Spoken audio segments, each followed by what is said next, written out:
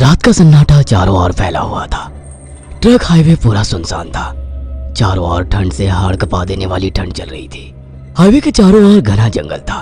उसी हाईवे पर एक मर्सिडीज दौड़ रही थी। उसमें 3 लोग सवार थे, राहुल, निधि और उनकी 10 साल की बेटी तानिया। राहुल अपने दोस्त सैफ के घर ईद की पार्टी में शामिल होने के लिए गया था और पार्टी करके घर लौट रहा था। निधि ने मुस्कुराकर ड्राइव करते हुए राहुल से कहा, कुछ भी कहो राहुल, आज तो ईद की पार्टी में मजा आ गया। हाँ, मेरा दोस्त बहुत ही बिंदास और हंसी मजाक करने वाला व्यक्ति है। मैंने देखा उसके घर पर शहर की एक से एक बड़ी हस्ती थी, मगर फिर भी वो उन सबको इग्नोर करके हमें इम्पोर्टेंस दे रहा था। हाँ, देगा क्यों नहीं, आखिर मेरा दोस्त जो है। सच में राहुल, अमेरिका से इंडिया लौटकर बहुत अच्छा फील हो रहा है। वैसे तुम्हारा दोस्त सचिन अभी तक नहीं आया अमेरिका से? निधि की बात सुनकर राहुल चौंक कर बोला, ओह शिट यार, उसका फोन आया था कि वो इंडिया आ रहा है। उसने बोला था कि मुझे एयरपोर्ट पर पिक कर ले। निधि बहुत नाराज होगा वो। कोई बात नहीं, उससे बोल देना कि तुम्हें बिल्कुल याद नहीं रहा, और फिर तुम्हें सैफ की इनवाइट की हुई ईद पार्टी में भी तो शामिल होना था। निधि ने इतना बोला ही था कि उसकी बेटी तानिया ने अपनी माँ की ओर देखकर कहा, मुझे भूख लगी है माँ, और प्यास भी। तानिया की बात पर निधि ने बुरा सा मुंह बनाकर उसकी ओर देखकर कहा, पार्टी में तो इतना खाया था तुमने, फिर भी भूख लगी है। निधि की बात पर तानिया ने मासूम सा चेहरा बनाकर कहा, कोई बात नहीं मम्मी, मुझे पानी ही पिला दीजिए। कितनी बार बोला है मुझे मम्मी मत बोला करो। पानी अभी नहीं है, आगे जाकर कोई शॉप पड़ेगी तो बोतल खरीद के दे दूंगी। निधि की बात पर राहुल ने मुस्कुराकर कहा, छोटी बच्ची है निधि, इतना नाराज होना सही नहीं है। राहुल ने इतना कहा ही था कि अचानक एक काली परछाई राहुल की कार के सामने आकर खड़ी हो गई। राहुल के पैर अचानक ब्रेक पर पड़ गए। गाड़ी तेज रफ्तार में थी। ब्रेक अचानक लगने से पलटते पलटते बाल बाल बची थी। राहुल के चेहरे पर भयानक ठंडी में भी पसीने की बूंद टपकने लगी। वो दोनों कार से बाहर निकल आए। निधि ने डरते हुए कहा, आखिर कौन था ये? ऐसा लगा जैसे कि कोई भयानक काली परछाई मेरे कार के सामने आकर खड़ी हो गई हो। वो दोनों काली रात के सन्नाटे में इधर उधर देखने लगे। तभी निधि को एक घने पेड़ के पास तो चमकीली हुई आंखें दिखाई दी। उसकी आंखें बिल्कुल भेड़ियों की तरह लग रही थी। निधि ने चीखते हुए राहुल से कहा, राहुल देखो कौन है वो, जल्दी से गाड़ी में बैठो, मुझे बहुत डर लग रहा है। राहुल ने उस तरफ देखा तो उसके रोंगटे खड़े हो गए। वो दोनों गाड़ी के अंदर बैठने ही वाले थे कि अचानक एक अजीब सा चेहरा वाला भयानक सा आदमी बिजली की रफ्तार से उनके सामने आकर खड़ा हो गया। राहुल ने देखा कि उसका चेहरा बिल्कुल सड़ा हुआ था और उसकी आंखें भेड़िए की तरह चमक रही थी। उसके लंबे लंबे बाल उसके कंधे तक आ रहे थे और उसके दांत भेड़िए की तरह बाहर की ओर निकल रहे थे। हाथों की जगह नुकीले पंजे थे। राहुल को देखकर अजीब से अंदाज में हंसने लगा, मगर जैसे ही राहुल की नजर उसके कपड़ों पर गई, राहुल की आंखें फटी की फटी रह गई। वो हकलाते हुए बोला, भाईजान, भाईजान, मुझे माफ कर दो, मुझे छोड़ दो।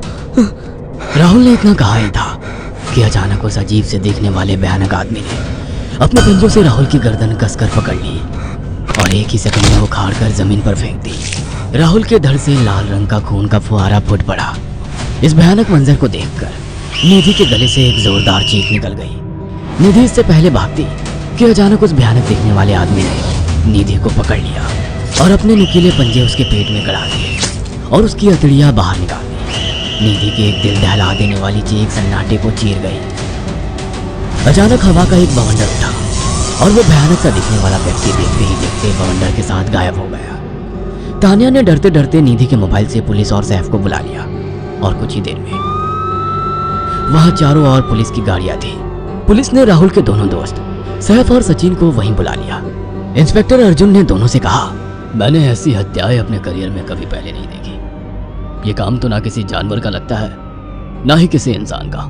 सचिन कपकपाती हुई आवाज में बोला, आप कहना क्या चाहते हैं? कुछ कह नहीं सकता।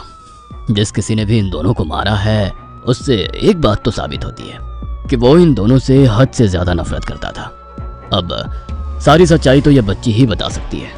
इतना बोलकर इंस्पेक्टर अर्जुन तानिया के पास चला गया, जो बेहद डरी हुई थी। तानिया ने आंखों देखी सारी घटना इंस्पेक्टर अर्जुन को बता दी। तानिया की बात सुनकर इंस्पेक्टर अर्जुन कंफ्यूज चेहरा लेकर मोबाइल पर किसी से बात करने लगे। सचिन इंस्पेक्टर के पास आ गया और सैफ भी डरता हुआ इंस्पेक्टर अर्जुन के पास आकर बोला, क्या हुआ इंस्पेक्टर? तानिया ने क्या बताया? उसने जो बताया वो काबिल यकीन नहीं है। उसकी बात पर किसी भी तरह से यकीन नहीं किया जा सकता। फिर भी कुछ तो बताया इंस्पेक्टर। हाँ, उस बच्चे के मुताबिक एक भूत ने निधि और राहुल को बड़ी बेदर्दी से मारा है। इंस्पेक्टर की बात सुनकर दोनों बुरी तरह से चौंक गए। क्या मतलब है इस बात का? बच्ची बेहद डरी हुई है। हम आगे की तफ्तीश जारी रखेंगे। निधि और राहुल तो चले गए, अब तानिया को मैं रख लूंगा। नहीं, राहुल मेरा अच्छा दोस्त था। तानिया अब मेरे साथ रहेगी। देखिए, बच्ची के माँ बाप अब इस दुनिया में नहीं है और आप दोनों भी शादीशुदा है। मुझे नहीं लगता कि आप दोनों बच्ची की सही से देखभाल कर सकते हैं। मेरी कोई औलाद नहीं है। मैंने अपनी पत्नी को फ़ोन कर दिया है, वो भी IPS ऑफिसर है। ये बच्ची आज से मेरे साथ रहेगी। उसका मासूम चेहरा मेरे दिल में उतर गया है। अब तुम दोनों जा सकते हो। पूछताछ के लिए मैं जब भी तुम्हें बुलाऊं तुम दोनों आ जाना। इंस्पेक्टर ने ये बात बोली ही थी कि अचानक वहाँ पर मौसम बदल गया।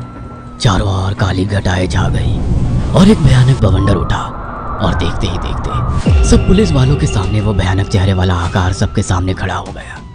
उसको देखकर सबके रोंगटे खड़े हो गए। देखते ही देखते उसने अपने भयानक पंजे सैफ की आंखों में डालकर उसकी आंखें निकाल ली। सैफ ने चीखते हुए वहीं दम तोड़ दिया। उस भयानक आदमी को देखकर सचिन उसके पैरों पर गिर गया। तुम तो भाईजान से कपड़े पहने हो, मैं समझ गया तुम भाईजान हो।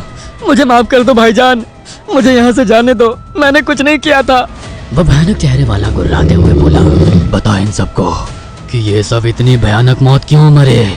सचिन दौड़ता हुआ इंस्पेक्टर अर्जुन के पास गया और बोला, मैं जानता हूँ इसने इन तीनों को क्यों मारा। इसका नाम भाईजान था। जब ये जिंदा था ये किसी का भाई किसी की जान था। बहुत साल पहले ये हम सबका बहुत अच्छा गहरा दोस्त और बिजनेस पार्टनर था। ये सबकी बहुत मदद किया करता था।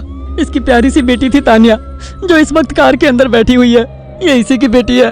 भाईजान अपने सारे पैसों से एक बहुत बड़ा हॉस्पिटल खोलना चाहता था जिससे गरीबों का मुफ्त इलाज किया जा सके, मगर हम तीनों इसके लिए तैयार नहीं थे। हमारी नीयत उसकी दौलत पर खराब थी और एक दिन हम सब धोखे से ईद के दिन भाईजान को यहाँ ले आए और इसे मारकर फेंक दिया। तो फिर तुम सबने इसकी बेटी को क्यों जिंदा छोड़ दिया? हमें बाद में पता लगा कि भाईजान ने सारी जायदाद अपनी बेटी के नाम कर दी है, इसीलिए हमने भाईजान की पत्नी को भी मार दिया। और तानिया का तुम 18 साल की उम्र पूरी करने का इंतजार कर रहे थे ताकि सारी जायदाद अपने नाम करा सको और बाद में उसे भी ठिकाने लगा सको। इसी के लिए तुम दोनों इस मासूम बच्ची को अपने साथ रखने की जिद कर रहे थे। जी, आपने बिल्कुल सही कहा। हम तानिया को भी इसी जगह लाकर मार देते। सचिन की बात सुनकर इंस्पेक्टर अर्जुन की आंखों में खून उतर आया। इंस्पेक्टर अर्जुन के कुछ कहने से पहले ही भाईजान बिजली की रफ्तार से इंस्पेक्टर अर्जुन की आंखों के सामने से सचिन को पकड़कर ले गया और उसके शरीर के टुकड़े टुकड़े कर दिए और हवा में उठे एक तेज बवंडर के साथ गायब हो गया। सारी घटना इंस्पेक्टर अर्जुन की आंखों के सामने हुई थी। तानिया को इंस्पेक्टर अर्जुन और उसकी पत्नी ने अपनी बेटी की तरह पाला। अगर आपको हमारी ये कहानी पसंद आई हो तो इसे लाइक और शेयर करना ना भूलें।